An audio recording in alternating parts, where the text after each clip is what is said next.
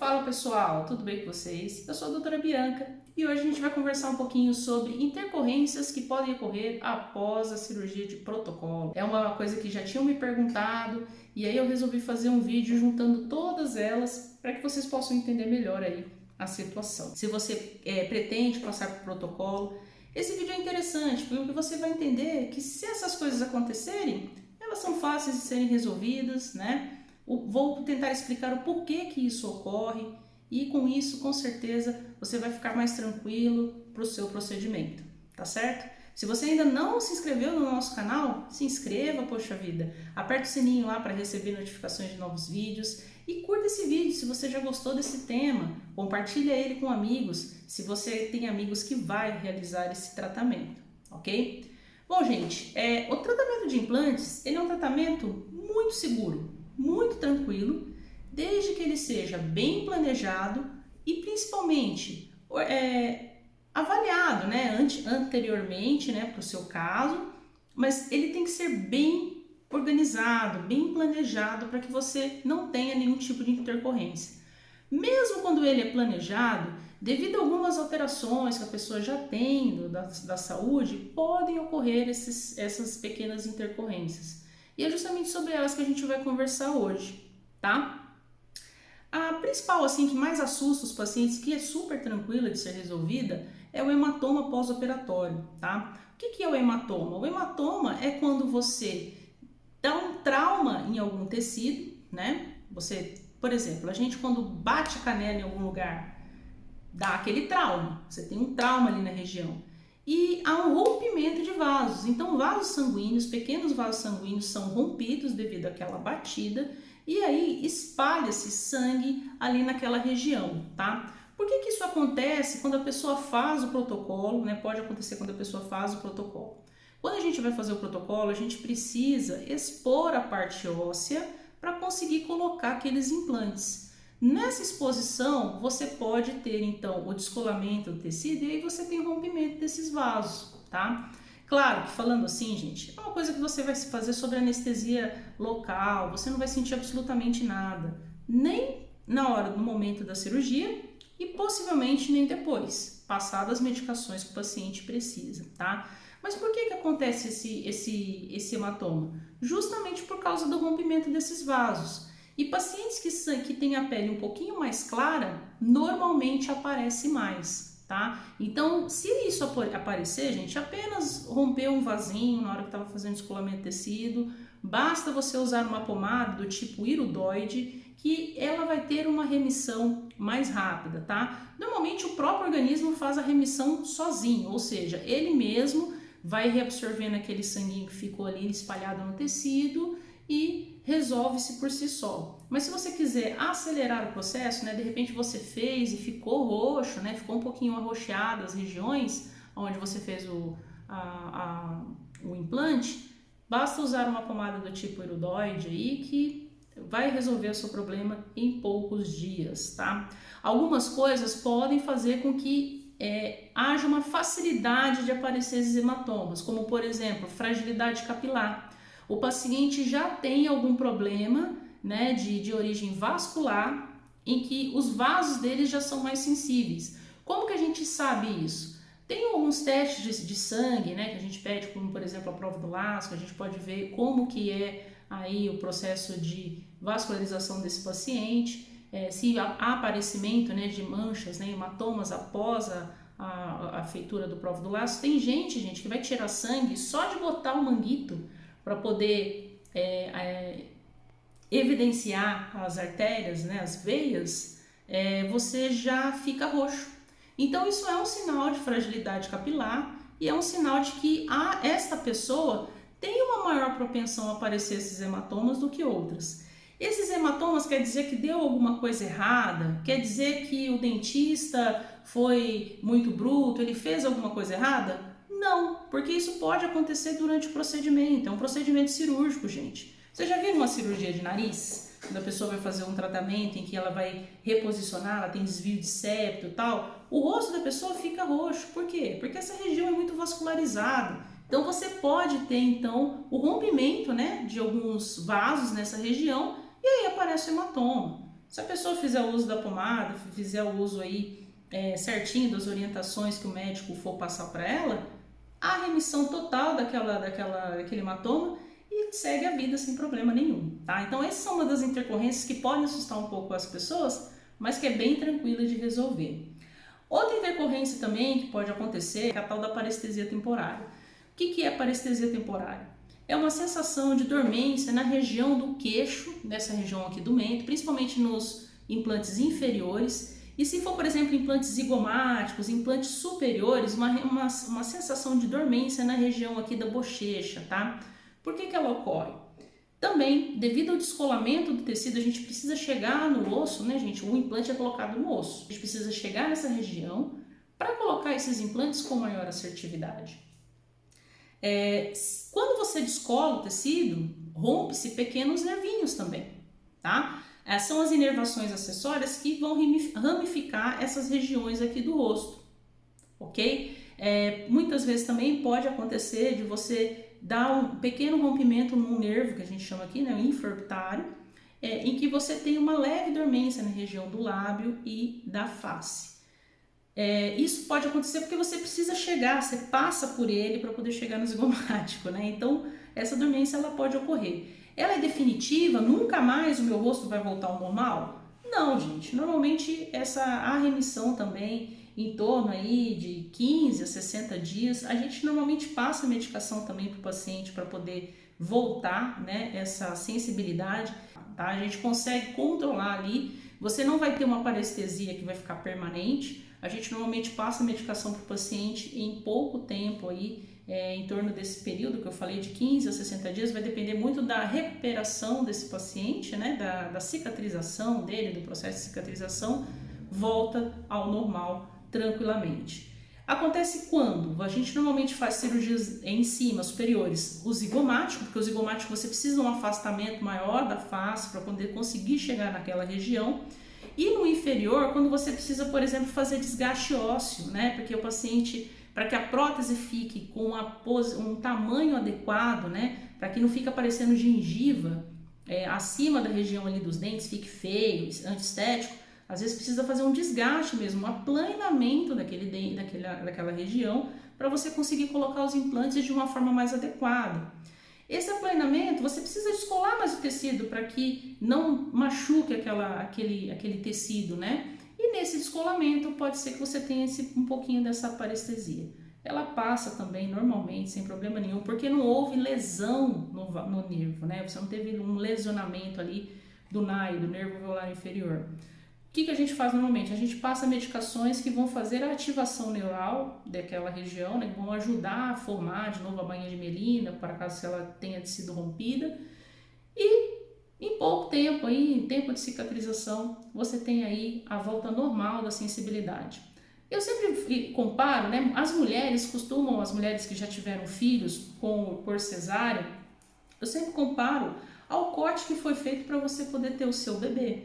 Quando você faz o corte, depois que há a cicatrização, muitas mulheres relatam que tem dormência na região da cicatriz.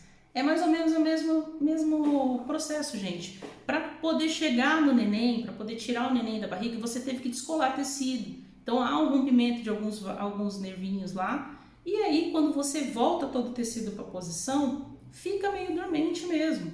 Algumas mulheres ficam para sempre? Sim, algumas mulheres ficam para sempre. Mas a grande maioria volta a ter sensibilidade ali depois. Meu rosto vai cair, doutor, eu não vou conseguir falar, não vou conseguir sorrir? Não, você vai conseguir falar normalmente. Os nervos em questão são nervos de procepção, a sensação de dormência na região. Mas a parte esquelética, né, a parte de movimentação do lábio, da face, da pálpebra é normal, tá? Você vai sentir tudo normal. Outra questão também, e aí como é que a gente pode medir se a pessoa tem uma possibilidade de ter uma dormência nessa região ou não? Aí isso aí é muito empírico, gente. Normalmente eu vejo o histórico do paciente, né? Se ele já teve, né, normalmente pacientes que têm dormência em outras regiões ou têm problemas vasculares, pode aumentar a chance de ter uma leve parestesia ali naquela região, uma parestesia temporária. mas que pode até demorar um pouquinho mais para aparecer. Por isso que eu falei que para ter a resolução, por isso que eu falei que pode levar em torno aí de 60 dias, tá? Outra questão também que pode acontecer e em algumas pessoas é bem comum é o edema, tá? Claro, se o paciente fizer as orientações, normalmente a gente pede para o paciente sair da cirurgia já com gelo. Por quê? O gelo, gente, ele evita, ele dá uma vasoconstrição nos vasos, ele evita que libere líquido ali na região para criar o edema. Então essa vasoconstrição é como um anti-inflamatório, ele vai agir de uma forma anti-inflamatória. Ele vai evitar tanto o edema quanto a dor. É fundamental que o paciente faça ali colocação de gelo na região, tá? Eu peço para colocar gelo pelo menos por 24 horas. Depois você vai fazer compressas quentes, tá? Em torno de 24 a 48 horas, depois aí é compressa quente. Mas no início é compressa fria, gelada. Por quê? Para ter essa compressão, comprimir os vasos e evitar que vá muito líquido, muito edema ali para aquela região, tá? Dessa forma, você evita esse terceiro problema que seria o edema. O edema é o rosto inchar, a face inchar. E ele acontece como uma reação do nosso organismo a um trauma. Toda vez que a gente tem um trauma, que há a exposição, então no caso a cirurgia, querendo ou não, você tem exposição do tecido, né, o meio bucal. Toda vez que tem exposição, o nosso organismo ele libera líquido ali para evitar que aquelas bactérias, né, com as toxinas das bactérias, danifiquem os tecidos que tem ali, tá? Então é uma reação de defesa. Só que o ambiente cirúrgico é um ambiente controlado, a gente fez todo um preparo pré e pós-operatório, né, para que o paciente não tenha problema. Normalmente a gente passa medicação pré-operatória, passa medicação pós-operatória, para que o paciente não tenha processos infecciosos ali. Então, esse processo de edema, ele pode ser controlado através de medicação, evitando assim que você tenha esse inchaço. Mas alguns pacientes, como eu já falei, têm problemas vasculares, né? Já tem problemas de inchaço, né, naturalmente, de retenção de líquido naturalmente. Essas pessoas, elas têm uma propensão maior a ter edema. O que você tem que fazer caso você já saia da sua cirurgia um pouquinho inchado?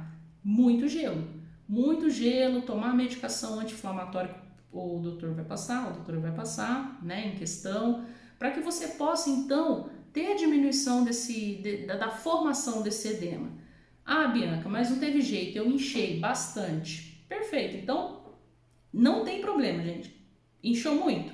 Vai ao dentista para ele fazer o controle desse edema, ver se está tudo bem, né? Se é só questão da cirurgia mesmo. Se for, faz a compressa quente que vai ajudar, porque o que acontece? Depois que se forma o edema, aí o melhor é ativar a parte vascular ali através da temperatura, né? Você colocando coisinha quente, você vai ativar mais e com isso você vai acelerar o processo de tirar esse líquido, de enxugar esse líquido, tá? Mas isso é só depois de 48 horas. Se você fizer compressa quente no começo, você vai aumentar a quantidade de edema porque você vai acelerar a circulação ali no local. Então, no início, a gente evita que o líquido vá para o tecido e no final, depois dessas 48 horas, a gente usa para tirar o pouco que apareceu ali, né? O pouco que não teve como conter, ok? E a outra questão, né, também que é muito comum os pacientes falarem porque normalmente, gente, aqui na clínica, a gente faz prótese imediata, carga imediata. O que quer dizer isso? A pessoa coloca os implantes e faz a captura da prótese e em 24 horas, né, em torno de 24 horas, a pessoa já coloca a prótese em questão, tá? Então ela já coloca ali o seu protocolo provisório, claro. O que acontece? As pessoas que normalmente não têm os dentes já e não usaram nenhum tipo de prótese, elas podem relatar essa questão, que é morder a língua e morder a bochecha, tá? A língua e a bochecha. Pode morder o lábio também. Por quê? Bom, a pessoa que não tem mais os dentes, o que acontece com a língua? A língua meio que espalma, tá? Ela realmente aumenta de tamanho e ela toma muitas vezes parte daquela região onde você tinha os dentes. Isso é um processo natural que acontece com a língua. A bochecha também, muitas vezes, ela dá uma entradinha na região onde você não tem mais os dentes, porque agora não tem mais aquela face protetiva do dente impedindo que ela entre na linha de mordida, né? E isso também pode causar, inclusive, diferenças na face da pessoa, tá, pessoal? As pessoas que não têm os dentes inferiores, por exemplo, todos, a bochecha ela entra um pouco, você tem um aumento desses traços, né, desses vincos de envelhecimento, justamente porque a pessoa não tem mais aqueles dentes, tá? Então você realmente tem essa questão aí, há uma diminuição da dimensão vertical, né? O lábio da pessoa, esse lábio muitas vezes entra, a pessoa fica assim, né?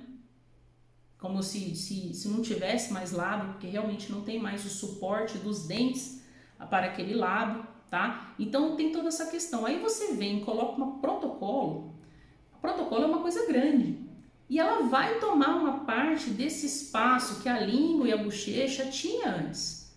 Então no começo a gente sempre pede para o paciente ir com calma. Eu sei que muitas vezes a pessoa está anos sem os dentes e ela quer comer as coisas que ela não come há muitos anos.